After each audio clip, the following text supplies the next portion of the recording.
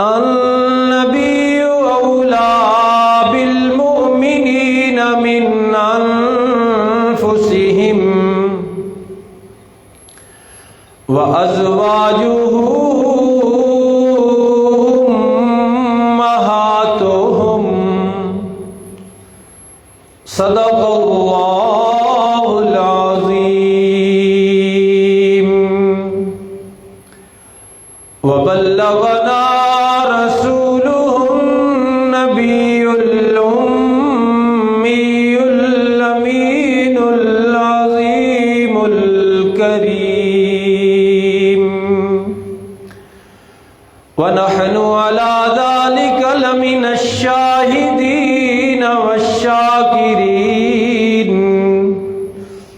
والحمد لله رب العالمين.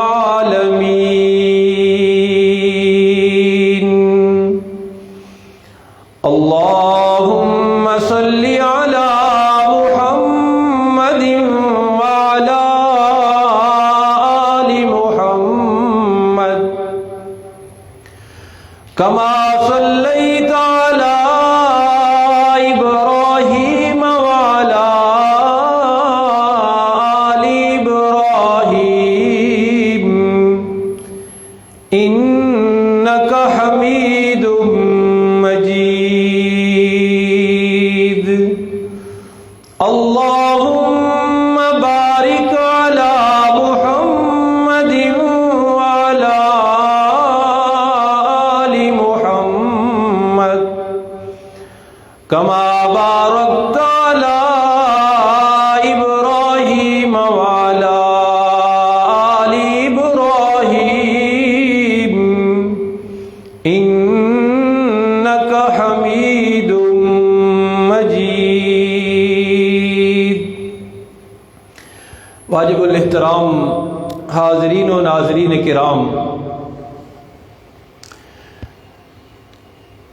ہمارے نبی سید الانبیاء امام الانبیاء فخر دو عالم رحمت مجسم صلی اللہ علیہ وسلم کا رتبہ اور مقام اور شان اتنی بلند ہے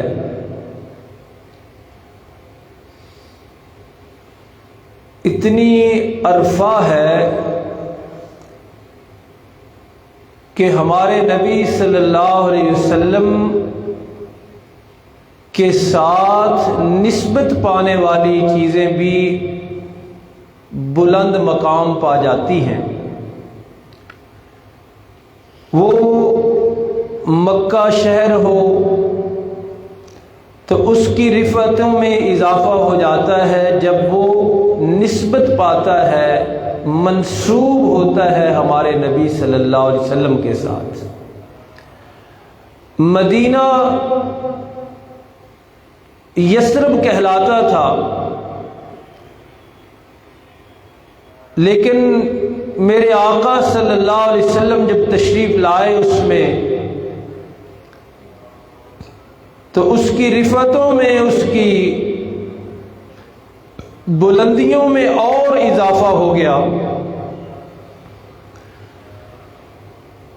یہی صورتحال ہے ہر اس چیز کی جو میرے آقا کے ساتھ جڑ گئی، نسبت پا گئی، منسوب ہو گئی، تعلق پا گئی. اللہ نے ان شخصیات کے، ان چیزوں کے رتبے بلند کر دیے جن کا تعلق نبی کے ساتھ جڑا.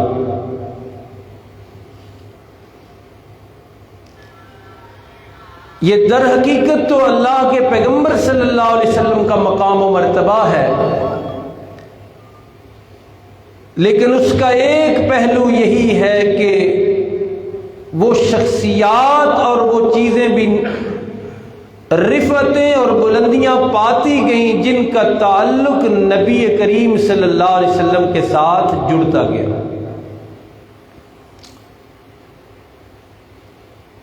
ایسی ہی ذوات مقدسہ اور محترم شخصیات میں سے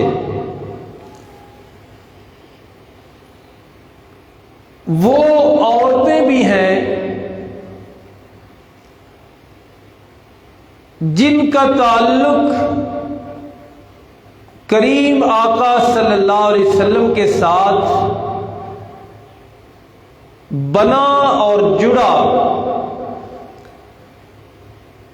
تو اللہ نے قرآن میں فیصلہ کیا کہ لستن کاحد من النساء، کہ اے وہ عورتوں جن کا تعلق میرے محبوب مکرم رحمت مجسم صلی اللہ علیہ وسلم کے ساتھ زوجیت والا تعلق بنا ہے، بیویاں بنی ہیں، نکاح میں آئی ہیں، میں اللہ قرآن حکیم میں یہ اعلان کر رہا ہوں کہ لستن کاحد من النساء، کائنات کی کوئی عورتیں اب تمہاری رفعت اور شان کا مقابلہ نہیں کر سکتی۔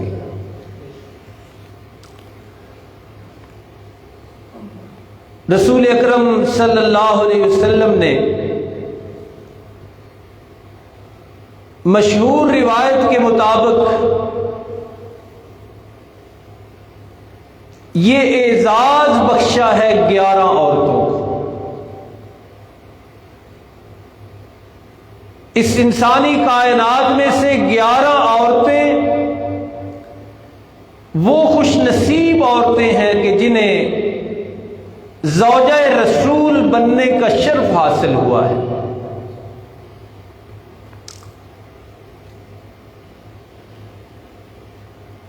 ان میں سے 2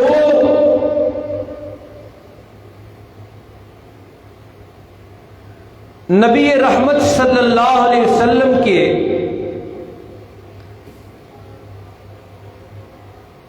کی حیات مبارکہ میں ہی وفات پا گئی تھی۔ حضرت خدیجۃ الکبریٰ رضی اللہ عنہا اور حضرت زینب بنت خزیمہ رضی اللہ عنہا، یہ وہ 2 عورتیں ہیں جو رسول اکرم صلی اللہ علیہ وسلم کے نکاح اور عقد میں آئیں اور آپ کے وصال سے پہلے دنیا سے رخصت ہو گئی، اور آپ کے وصال مبارک کے وقت 9 ازواج مطہرات، 9 بیویاں زندہ تھیں، جن کا وصال اور جن کی وفات رحمت عالم صلی اللہ علیہ وسلم کے وصال کے بعد ہوئی۔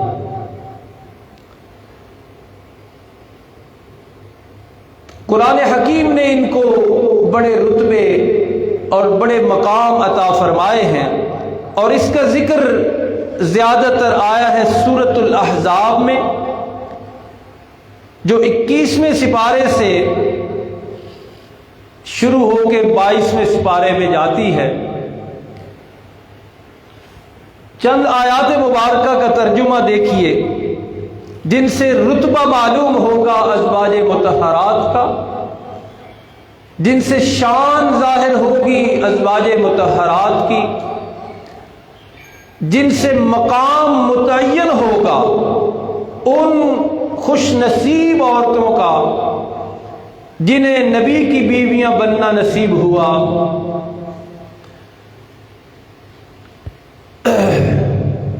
فرمایا یا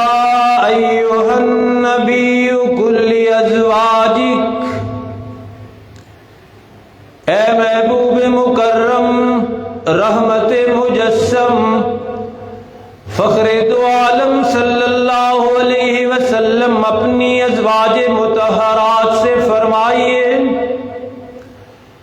اپنی بیویوں سے کہہ دیجیے ان کنتن تردن الحیات الدنیا وزینتہا،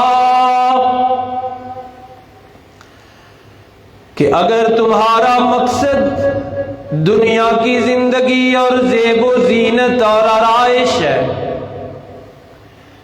اگر تم دنیا چاہتی ہو فَتَعَالَيْنَ أُمَتِّعْكُنَّ وَأُسَرِّحْكُنَّ سَرَاحًا جَمِيلًا۔ دنیا کی طلبگار ہو تو آؤ، تمہیں دنیا دے کے میں رخصت کر دیتا ہوں، کیونکہ نبی کے گھر دنیا کا کوئی کام نہیں، دنیا کا کوئی مقصد ہی نہیں نبی کے گھر میں۔ اگر تم بھی طلبگار ہو دنیا کی اور دنیاوی زیب و زینت کی تو آؤ، تمہیں یہ دنیا مل جاتی ہے، لیکن اس کے بعد پھر نبی سے کوئی تعلق نہیں رہے گا تمہارا۔ یہ ان کو سمجھایا بھی جا رہا ہے، ان کی تربیت بھی کی جا رہی ہے، اور دنیا کو بتایا جا رہا ہے کہ یہ جو رشتہ نبی کے ساتھ قائم ہوا ہے یہ کسی دنیاوی لالچ میں نہیں ہوا۔ اور دوسرا پہلو فرمایا وَإِن كُنتُنَّ تُرِدْنَ اللَّهَ وَرَسُولَهُ، اور اپنی ازواج مطہرات سے، اپنی بیویوں سے، اپنے اہل بیت سے، اپنے حرم سے فرمائیے کہ اگر تمہاری زندگی کا مقصد اللہ اور اس کا پاک پیغمبر ہے، اگر اللہ کی طلبگار ہو، اللہ کے پاک پیغمبر کی طلبگار ہو، وَالدَّارَ الْآخِرَةَ، اور تمہاری زندگیوں کا مقصد آخرت کا گھر ہے، تو پھر اعلان سن لو فَإِنَّ اللَّهَ أَعَدَّ لِلْمُحْسَنَاتِ مِنكُنَّ أَجْرًا عَظِيمًا۔ ایسی نیک بخت خواتین کے لیے اللہ نے بہت بڑا اجر تیار کر رکھا ہے، اور عام عورتوں سے، امت کی عام بیویوں سے، عام عورتوں سے فرق کیا ہے؟ فرمایا یا نساء النبی من یأت منکن بفاحشۃ مبینہ، اے نبی کی بیویوں، اے نبی کی عورتوں، اے ازواج مطہرات،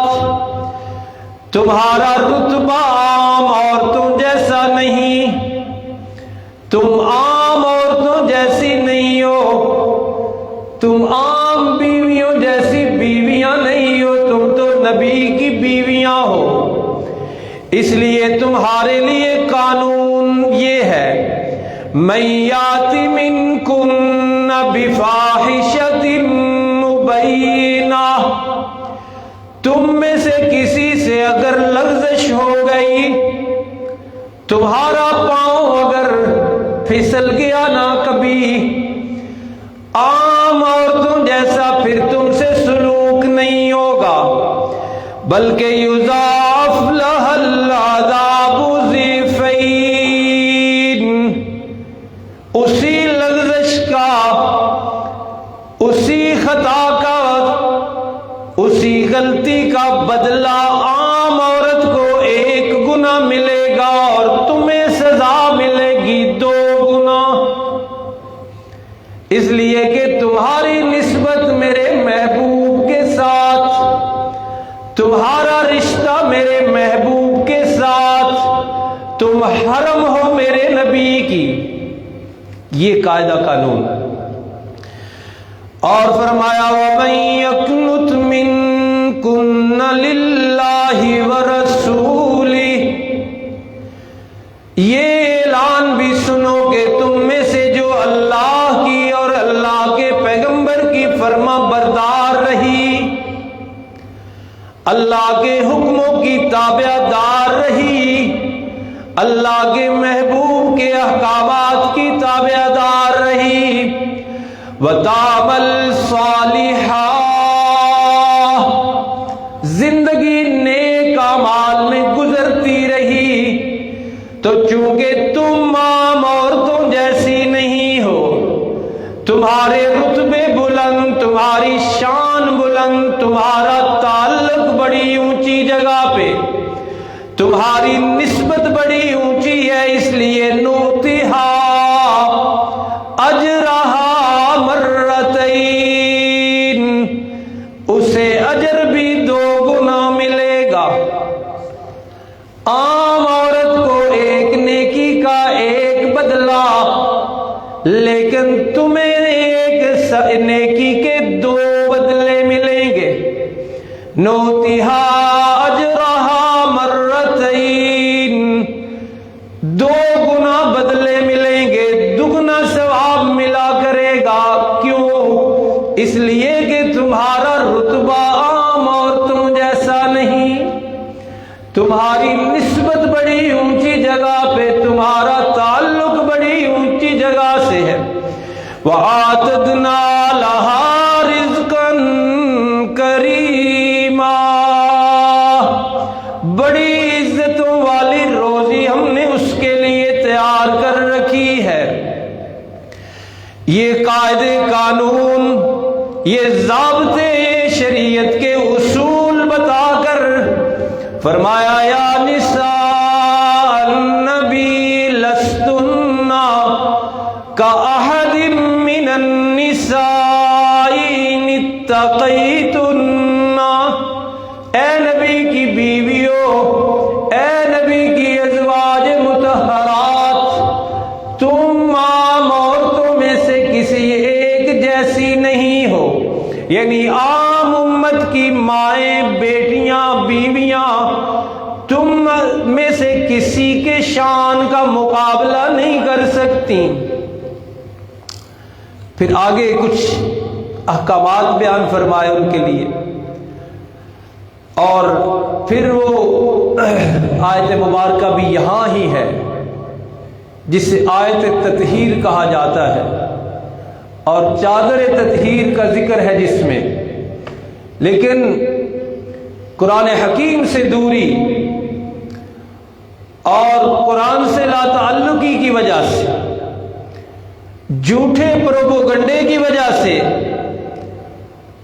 امت کا اکثر طبقہ یہ سمجھتا ہے کہ یہ آیت تطہیر اور چادر تطہیر کا تعلق بیویوں سے نہیں ہے، یہ اولاد سے ہے۔ کس وجہ سے؟ قرآن سے دوری کی وجہ سے، قرآن سے لا تعلقی کی وجہ سے، اور ایک مربوط اور مضبوط جھوٹے پروپیگنڈے کی وجہ سے آیت تطہیر کو کہیں اور فٹ کیا جاتا ہے۔ ہمیں وہاں بھی کوئی اعتراض نہیں، لیکن قرآن کا تسلسل اور قرآن کا ربط توڑنا اور قرآن جو کہنا چاہتا ہے اس کو بیان نہ کرنا، یہ قابل اعتراض ہے۔ کہنا یہ چاہتا ہوں کہ آیت تطہیر کا تعلق ڈائریکٹ ازواج مطہرات کے ساتھ ہے، چادر تطہیر کا تعلق ڈائریکٹ ازواج مطہرات کے ساتھ ہے۔ کہاں سے میں نے پڑھنی آیتیں شروع کی؟ یا نساء النبی، یا ایھا النبی کل ازواجکا، نبی اپنی بیویوں سے فرمائیے، پھر 2 دفعہ فرمایا اے نبی کی بیویوں، اے نبی کی بیویوں، تو ساتھ ہی وہ آیت مبارکہ ہے، تو ازواج مطہرات باہر کیسے ہو سکتی؟ اصل قابل اعتراض بات یہ ہے کہ ازواج مطہرات کو اپنے مذموم مقاصد اور اپنے غلط عقائد کو ثابت کرنے کے لیے آیت تطہیر اور چادر تطہیر سے باہر قرار دینا، یہ قابل اعتراض ہے۔ چنانچہ یہ تسلسل چل رہا ہے، تو اسی تسلسل میں وہ ایک ہی آیت ہے، آپ اندازہ کریں کہ ایک ہی آیت ہے، اس کا وہ ایک حصہ ہے، تو کیسے ہو سکتا ہے کہ آیت کے پہلے حصے میں جن سے مخاطب ہے اللہ، جب تطہیر کے الفاظ آئیں تو وہ باہر ہو جائیں اور ان کا تعلق ہی نہ ہو آیت تطہیر کے ساتھ، یہ کیسے ہو سکتا ہے؟ وہ آیت پیچھے سے میں پڑھتا ہوں اور خاص ان الفاظ کا ترجمہ ہو جاتا ہے۔ فرمایا وَقَرْنَ فِي بُيُوتِكُنَّ وَلَا تَبَرَّجْنَ تَبَرُّجَ الْجَاهِلِيَّةِ الْأُولَىٰ، یہ دو حکم ہیں جو ڈائریکٹ ازواج مطہرات کو ہو رہے ہیں۔ وَأَقِمْنَ الصَّلَاةَ، تیسرا حکم مخاطب ازواج مطہرات۔ وَآتِينَ الزَّكَاةَ، اور حکم اس کی مخاطب بھی ازواج مطہرات۔ وَأَطِعْنَ اللَّهَ وَرَسُولَهُ، یہ حکم بھی ڈائریکٹ ازواج مطہرات کو، اور اس سے آگے وہ لفظ شروع ہوتے ہیں، آیت ایک ہی ہے تو خاص پروپوگنڈے کے ساتھ ازواج مطہرات کو آیت تطہیر سے باہر کیا گیا۔ اسی تسلسل میں وہی سلسلہ کلام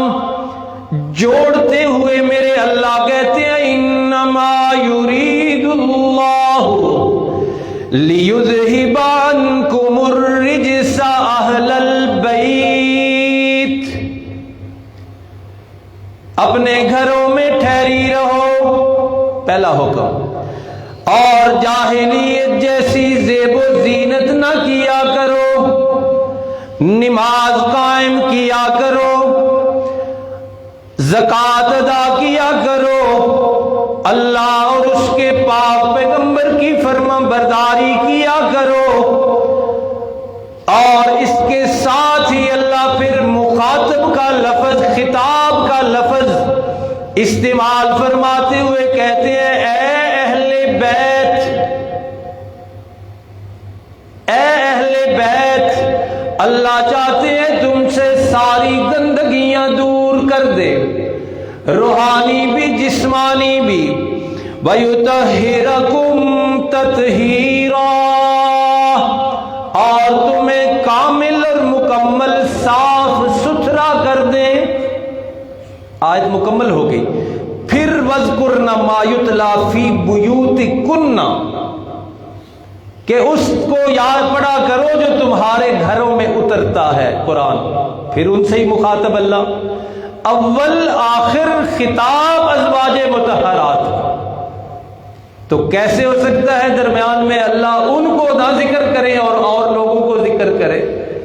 آل کو ذکر کرے، وہ بھی ہمیں تو کوئی اعتراض نہیں، ہمارے لیے تو وہ بھی اتنے ہی محترم۔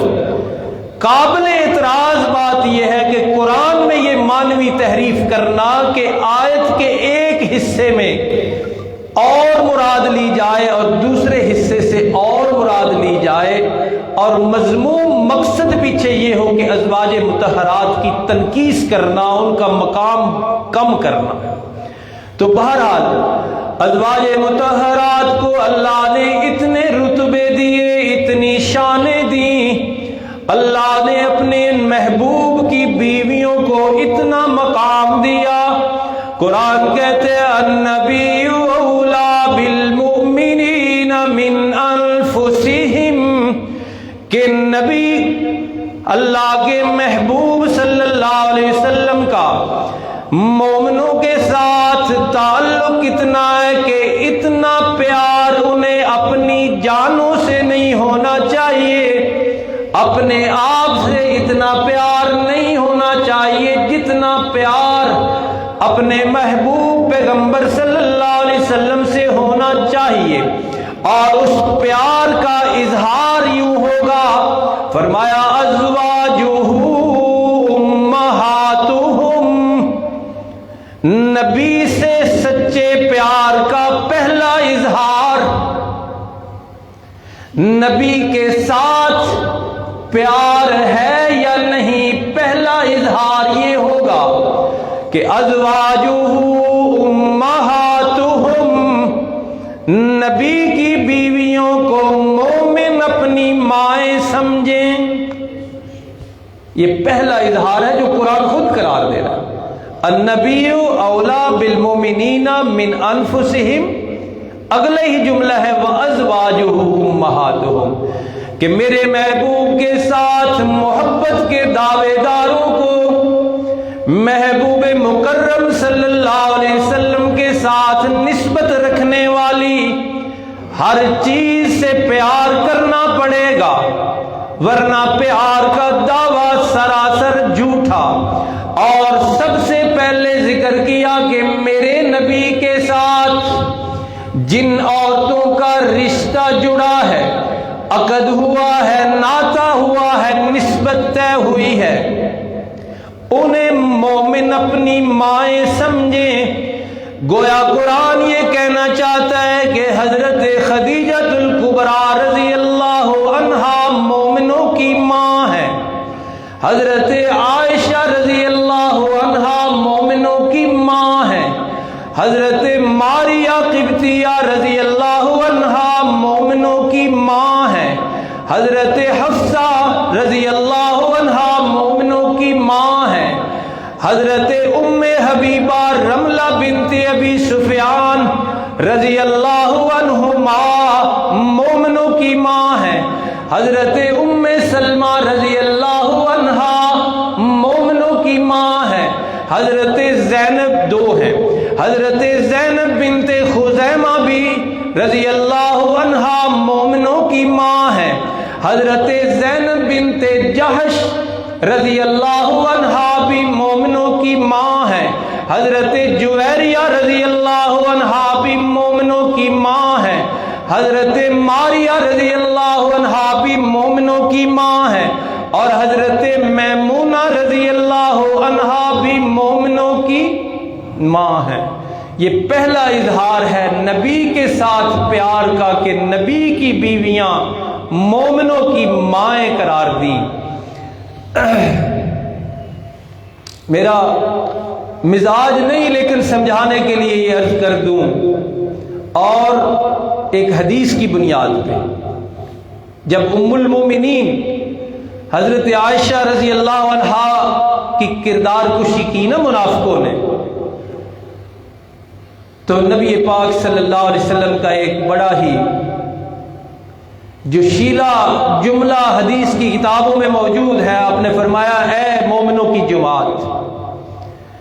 تم میں سے کون اس شخص سے نمٹے گا، اور فرمایا میری طرف سے تم میں سے کون اس شخص سے نمٹے گا جس نے میرے گھر پر انگلی اٹھائی، اس سے کون نمٹے گا؟ تو اس کا مطلب ہے یہ نمٹنا چاہیے جو کردار کشی کریں۔ لیکن خاص پہلو سے میں یہ ذکر کرنا چاہوں گا کہ جو ماں کے کردار پہ انگلی اٹھائے، اندازہ لگائیے اور بلکہ فتویٰ بھی لگائیے کہ اس کا کیا مقام ہے، وہ کہاں کھڑا ہے۔ جو اس ایک ماں ہے جو نکاح نامے کے ذریعے، اور میرے خاندان نے مجھے بتایا کہ یہ ماں ہے، یہ تو وہ مائیں ہیں جن کا قرآن بتا رہا ہے کہ ازواجہ امہاتہم، کہ یہ تمہاری مائیں ہیں اگر تم مومن ہو۔ تو جو ماں کے کردار پہ انگلی اٹھائے، جو ماں کی کردار کشی کرے، اور پھر جس کا مذہب ازواج مطہرات پہ انگلی اٹھانا اپنا فرض سمجھے، اندازہ لگائیے وہ کتنا گندا مذہب ہے اور کتنی گندی تربیت ہے اس مذہب والوں کی، کہ جو اس ماں پہ انگلی اٹھانا ثواب سمجھتے ہیں، ان کے نزدیک ثواب ہے۔ لیکن بہرحال قرآن حکیم جب تک قیامت تک چونکہ باقی ہے، قرآن ازواج مطہرات کے رتبے، مقام اور شان بلند کرتا رہے گا، اور انشاءاللہ ایسے لوگ جو ازواج مطہرات کے بارے میں لب کشائی کرتے ہیں اور انگلیاں اٹھاتے ہیں یا قلم کی جسارت کرتے ہیں، ان سے نمٹنے والے بھی اللہ پیدا کرتے رہیں گے۔ اسی لیے اللہ کے پاک پیغمبر صلی اللہ علیہ وسلم نے فرمایا تھا